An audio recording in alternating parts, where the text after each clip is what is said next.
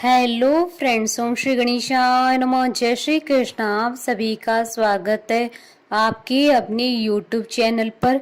Friends, आज हम आपको इस वीडियो में बताने जा रहे हैं वैशाख मास महात्म्य के 11वें अध्याय के बारे में और स्कंद पुराण के अनुसार वैशाख मास महात्म्य के चौथे अध्याय के बारे में। फ्रेंड्स, वीडियो शुरू करने से पहले आपसे रिक्वेस्ट है, अगर आप हमारी चैनल पर नए हैं और आपने अभी तक चैनल को सब्सक्राइब नहीं किया है तो प्लीज सब्सक्राइब कीजिएगा चैनल को, साथ ही प्रेस कीजिएगा बेल आइकन को, जिससे नए वीडियो से रिलेटेड नोटिफिकेशन आपको तुरंत प्राप्त हो सके। और वीडियो पसंद आने पर वीडियो को लाइक और शेयर जरूर कीजिएगा ताकि सभी भक्तों को इस वीडियो का लाभ प्राप्त हो सके।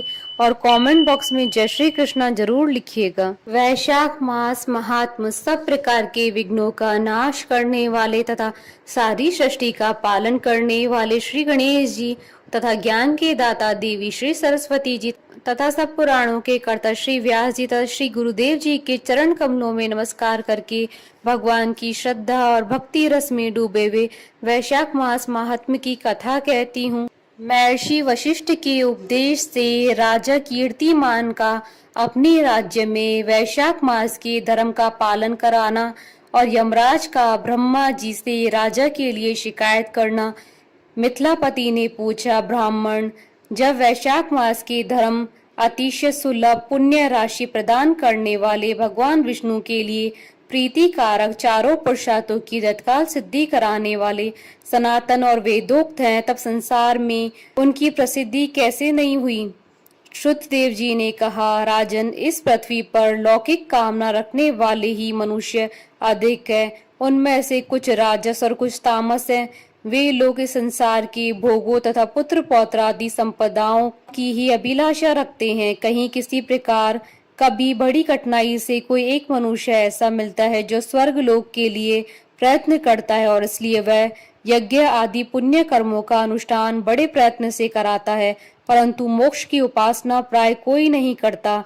तुच्छ आशाएं लेकर बहुत से कर्मों का आयोजन करने वाले लोग प्राय काम्य कर्मों के ही उपासक है। यही कारण है कि संसार में राजस और तामस धर्म अधिक विख्यात हो गए हैं, परंतु सात्विक धर्मों की प्रसिद्धि नहीं हुई। ये सात्विक धर्म भगवान विष्णु को प्रसन्न करने वाले हैं, निष्काम भाव से किए जाते हैं और इस लोक तथा परलोक में सुख प्रदान करते हैं। देव माया से मोहित होने के कारण मूढ़ मनुष्य इन धर्मों को जानते नहीं है। पूर्व काल की बात है, काशीपुर में कीर्तिमान नाम से विख्यात एक चक्रवर्ती राजा थे। वे इक्ष्वाकु वंश के भूषण तथा महाराज नृग के पुत्र थे। संसार में उनका बड़ा यश था। वे अपनी इंद्रियों पर और क्रोध पर विजय पा चुके थे। ब्राह्मणों के प्रति उनके मन में बड़ी भक्ति थी। राजाओं में उनका स्थान बहुत ऊंचा था। एक दिन वे मृग्या में आसक्त होकर महर्षि वशिष्ठ के आश्रम में आए। वैशाख की चिलचिलाती हुई धूप में यात्रा करते हुए राजा ने मार्ग में देखा, महात्मा वशिष्ठ के शिष्य जगह जगह अनेक प्रकार के कार्यों में विशेष तत्परता के साथ संलग्न थे। वे कहीं घोंसला बनाते थे और कहीं छाया मंडप किनारे पर झरनों की जल को रोककर स्वच्छ बावली बनाते थे। कहीं वृक्षों के नीचे बैठे हुए लोगों को वे पंखा डुलाकर हवा करते थे। कहीं ऊख देते, कहीं सुगंधित पदार्थ भेंट करते और कहीं फल देते थे। दोपहर में लोगों को छाता देते और संध्या के समय शरबत। कोई शिष्य घनी छाया वाले वन में झाड़ बुहार कर साफ किए हुए आश्रम के प्रांगण में हितकारक बालू का बिछाते थे और कुछ लोग वृक्षों की शाखा में झूला लटकाते थे। उन्हें देखकर राजा ने पूछा, आप लोग कौन हैं? उन्होंने उत्तर दिया, हम लोग महर्षि वशिष्ठ के शिष्य हैं। राजा ने पूछा, ये सब क्या हो रहा है? वे बोले, ये वैशाख मास में कर्तव्य रूप से बताए गए धर्म है, जो धर्म अर्थ काम मोक्ष चारों पुरुषार्थों के साधक हैं। हम लोग गुरुदेव वशिष्ठ की आज्ञा से इन धर्मों का पालन करते हैं। राजा ने पुनः पूछा, इनके अनुष्ठान से मनुष्य को कौन सा फल मिलता है? किस देवता की प्रसन्नता होती है? उन्होंने उत्तर दिया, हमें इस समय यह बताने के लिए अवकाश नहीं है। आप गुरुजी से ही यथोचित प्रश्न कीजिए। वे महायशस्वी महर्षि इन धर्मों के यथार्थ रूप को जानते हैं। शिष्यों से ऐसा उत्तर पाकर राजा शीघ्र ही महर्षि वशिष्ठ के पवित्र आश्रम पर, जो विद्या और योग शक्ति से संपन्न था, गए। राजा को आते देख महर्षि वशिष्ठ मन ही मन बड़े प्रसन्न हुए। उन्होंने सेवकों सहित महात्मा राजा का विधि पूर्वक आतिथ्य सत्कार किया। जब वे आराम से बैठ गए तब गुरु वशिष्ठ से प्रसन्नता पूर्वक बोले, भगवान, मैंने मार्ग में आपके शिष्यों द्वारा परम आश्चर्य शुभ कर्मों का अनुष्ठान होते देखा है, किंतु उनके संबंध में जब प्रश्न किया तब उन्होंने दूसरी कोई बात न बताकर आपके पास जाने की आज्ञा दी। उनकी आज्ञा के अनुसार मैं इस समय आपके समीप आया हूँ।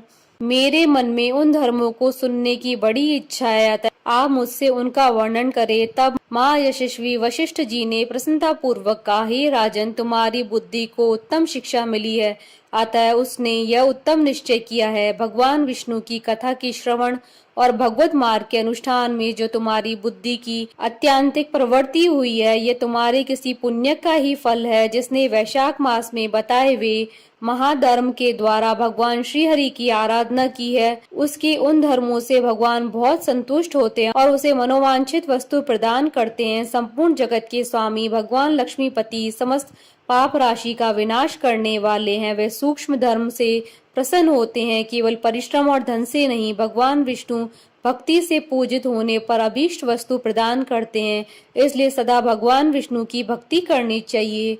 जगदीश्वर श्री हरि जल से भी पूजा करने पर अशेष क्लेश का नाश करते हैं और शीघ्र प्रसन्न होते हैं। वैशाख मास में बताए हुए ये धर्म थोड़े से परिश्रम द्वारा साध्य होने पर भी भगवान विष्णु के लिए प्रीति कारक एवं शुभ होने के कारण अधिक व्यय से सिद्ध होने वाले बड़े बड़े यज्ञादि कर्मों के भी तिरस्कार करने वाले हैं। अतः हे भूपाल, तुम भी वैशाख मास में बताए हुए धर्मों का पालन करो और तुम्हारे राज्य में निवास करने वाले अन्य सब लोगों से भी उन कल्याणकारी धर्म का पालन करवाओ। इस प्रकार से वैशाख मास के धर्म के पालन की आवश्यकताओं को शास्त्रों युक्तियों से भली भांति सिद्ध करके वशिष्ठ जी ने वैशाख मास के सब धर्मों का राजा के समक्ष वर्णन किया। उन सब धर्मों को सुनकर राजा ने गुरु का भक्ति भाव से पूजन किया और घर आकर वे सब धर्मों का विधि पूर्वक पालन करने लगे। देवादिदेव भगवान विष्णु में भक्ति रखते हुए राजा कीर्तिमान देवेश्वर पद्मनाभ के अतिरिक्त और किसी देवताओं को नहीं देखते थे। उन्होंने हाथी की पीठ पर नगाड़ा रखकर सिपाहियों से अपने राज्य भर में डंके की चोट पर यह घोषणा करवा दी कि मेरे राज्य में जो 8 वर्ष से अधिक आयु वाला मनुष्य है, उसकी आयु जब तक 80 वर्ष की न हो जाए तब तक मेष राशि में सूर्य के स्थित होने पर यदि वह प्रातःकाल स्नान नहीं करेगा तो मेरे द्वारा दंडनीय, वध्य और राज्य से निकाल देने योग्य समझा जाएगा। यह मेरा निश्चित आदेश है। पिता, पुत्र, पत्नी अथवा सुहृद जो कोई भी वैशाख धर्म का पालन नहीं करेगा वह चोर की भांति दंड का पात्र समझा जाएगा। प्रातःकाल शुभ जल में स्नान करके श्रेष्ठ ब्राह्मणों को दान करना चाहिए। तुम सब लोग अपनी शक्ति के अनुसार घोंसला और दान आदि धर्मों का आचरण करो। राजा कीर्तिमान ने प्रत्येक ग्राम में धर्म के उपदेश करने वाले एक ब्राह्मण को बसाया। 5-5 गांवों पर एक एक ऐसे अधिकारी की नियुक्ति की जो धर्म का त्याग करने वालों को दंड दे सके। उस अधिकारी की सेवा में 10-10 घुड़सवार रहते थे। इस प्रकार चक्रवर्ती नरेश के शासन से सर्वत्र और सब देशों में यह धर्म का पौधा प्रारंभ हुआ और आगे चलकर खूब बड़े हुए वृक्ष के रूप में परिणित हो गया। उस राजा के राज्य में जो लोग मर जाते थे वे भगवान विष्णु के धाम में जाते थे। वहां के मनुष्य को विष्णु लोक की प्राप्ति निश्चित थी। एक बार भी वैशाख स्नान कर लेने से मनुष्य यमराज के पास नहीं जाता है। अपने धर्म अनुकूल कर्म में स्थित हुए सब लोगों के विष्णु लोक में चले जाने से यमपुरी के सब नरक खाली हो गए और वहां एक भी पापी प्राणी नहीं रह गया। वैशाख मास के प्रभाव से यमपुरी के मार्ग की यात्रा ही बंद हो गई। सब मनुष्य दिव्य आकृति धारण करके भगवान के धाम में जाने लगे।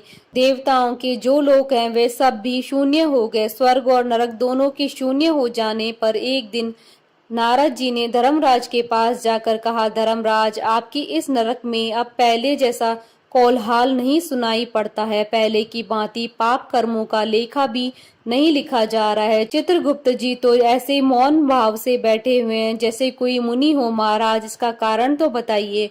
महात्मा नारद के ऐसा कहने पर राजा यम ने कुछ दिन तक के स्वर में कहा, नारद, इस समय पृथ्वी पर जो यह राजा राज्य करता है वह पुराण पुरुषोत्तम भगवान विष्णु का बड़ा भक्त है। उसके भय से कोई भी मनुष्य कभी वैशाख मास का उल्लंघन नहीं करता है। उस पुण्य कर्म के प्रभाव से सभी भगवान विष्णु की परम धाम में चले जाते हैं। मुनिश्रेष्ठ, उस राजा ने इस समय मेरे लोक का मार्ग लुप्त सा कर रखा है। स्वर्ग और नरक दोनों को शून्य बना दिया है। अतः ब्रह्मा जी के समीप जाकर यह सब समाचार उनसे निवेदन करके तभी मैं स्वस्थ होऊंगा।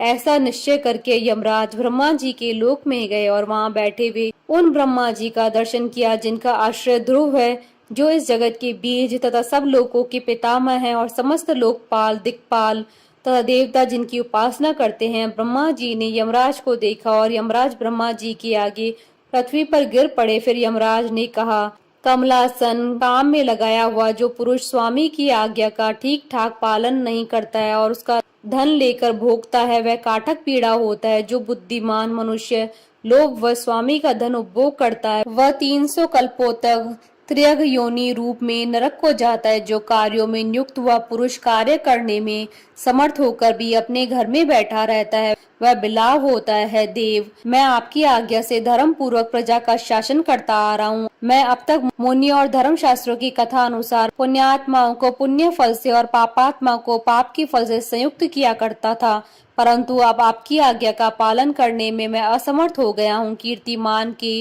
राज्य में सब लोग वैशाख मास में पुण्य कर्मों का अनुष्ठान करके पितरों और पितामहों के साथ वैकुंठ धाम में चले जाते हैं।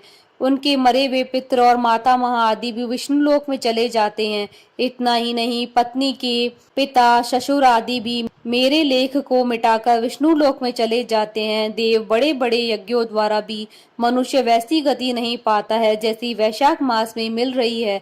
संपूर्ण तीर्थों से, दान आदि से, तपस्याओं से, व्रतों से अथवा संपूर्ण धर्मों से युक्त भी उस गति को नहीं पाता है जो वैशाख मास में धर्म में तत्पर हुए मनुष्य को प्राप्त हो रही है। वैशाख मास में प्रातः काल स्नान करके देव पूजन, मास महात्म की कथा का श्रवण तथा भगवान विष्णु को प्रिय लगने वाले तदनुकूल धर्मों का पालन करने वाला मनुष्य एकमात्र विष्णु लोक का स्वामी होता है। और जगतपति भगवान विष्णु के लोक की तो मेरी समझ में कोई सीमा नहीं है, क्योंकि सब ओर से कोटि कोटि प्राणियों का समुदाय वहां पहुंच रहा है तो भी वह भरता नहीं है। इस संसार में पवित्र और अपवित्र सभी लोग राजा की आज्ञा से वैशाख मास के धर्म का पालन करके विष्णु लोक को जा रहे हैं। लोकनाथ, उनकी प्रेरणा से संस्कारहीन मनुष्य भी वैशाख मास के स्नान से वैकुंठ धाम में चले जाते हैं। वह केवल भगवान विष्णु के चरणों की शरण लेने वाला है, जान पड़ता है वह समस्त संसार को विष्णु लोक पहुंचा देगा। जो पुत्र धर्म, अर्थ, काम और मोक्ष के प्रतिकूल चलता हो वह पृथ्वी पर माता के पेट से पैदा हुआ रोग है। वह अधम पुरुष अपनी माता का घात करने वाला कहा जाता है। किंतु राजा कीर्तिमान की माता और उसकी पत्नी का पुण्य संसार में विख्यात है। उसकी माता एकमात्र वीर जननी और वह राजा निश्चय ही संसार में बहुत बड़ा वीर है। जिस प्रकार कीर्तिमान मेरे लिपिकों को मिटाने में उद्यत हुआ है, ऐसा उद्योग पुराणों में और किसी का नहीं सुना गया है। भगवान विष्णु की भक्ति में तत्पर हुए राजा कीर्तिमान के सिवा दूसरे ऐसे किसी को मैं नहीं जानता जो डंका बजाकर घोषणा करते हुए लोगों को ऐसी प्रेरणा देता हो और मेरे लोगों के मार्ग को विलुप्त करने की चेष्टा कर रहा हो। इति श्री स्कंद पुराण महात्म का 4th अध्याय संपूर्ण हुआ। बोलिए भगवान विष्णु की जय, सनातन धर्म की जय। हमारे साथ इस वीडियो में अंत तक बने रहने के लिए आपका धन्यवाद। ओम श्री गणेशाय नमः। जय श्री कृष्ण।